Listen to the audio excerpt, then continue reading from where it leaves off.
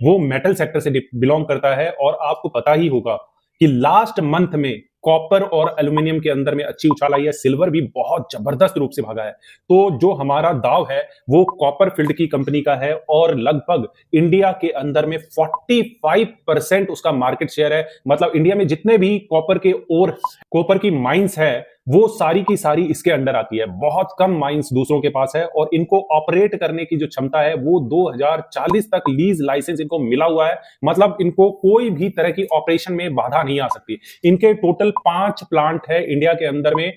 एक प्लांट इनका महाराष्ट्र में है, एक गुजरात में है, फिर राजस्थान में है और झारखंड के अंदर में भी इनका एक प्लांट है और एक मध्य प्रदेश में भी इनका प्लांट है। तो और विदेश में भी ये काम करती है। लगभग 7% का एक्सपोर्ट इनका होता है और बाकी 93% कंजप्शन इंडिया के अंदर ही हो जाती है। बहुत पुरानी कंपनी है, 1967 में ये कंपनी स्टैब्लिश हुई थी और ये वर्टिकली इंटीग्रेटेड है। मतलब प्रोडक्ट जो माइनिंग करने से लेकर प्रोडक्ट का फाइनल फॉर्म तैयार करने तक ये अपनी पूरी जान झोंक देती है और सारा का सारा काम खुद करती है।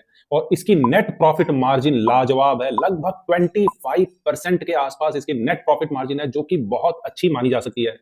और जिस हिसाब से अभी कॉपर के भाव बढ़े हैं हाल फिलहाल में, और सिल्वर और गोल्ड के तो पहले बढ़ चुके हैं, लेकिन अब जो ब्रेकआउट का टाइम है या जो प्राइस मूवमेंट का टाइम है वो कॉपर के अंदर में है और एल्यूमिनियम के अंदर में है। और कॉपर का जो प्राइस अगर मूव करता है थोड़ा सा भी ऊपर की तरफ तो ये कंपनी सबसे ज्यादा बेनिफिशियल होने वाली है, ये कंपनी सबसे ज्यादा कमाने वाली है। तो वही कंपनी पे हम दाव खेल रहे हैं।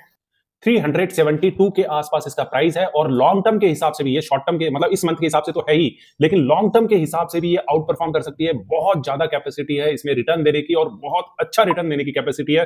अप्रोक्सीमेटली 2000 के भी रेट इसके अंदर में आने वाले टाइम में दिखाई दे सकते हैं। ज्यादा दूर नहीं है वो टाइम भी, 5 से 6 साल के अंदर में 2000 के रेट्स भी इसमें विजिबल हैं और आसानी से आ सकते हैं।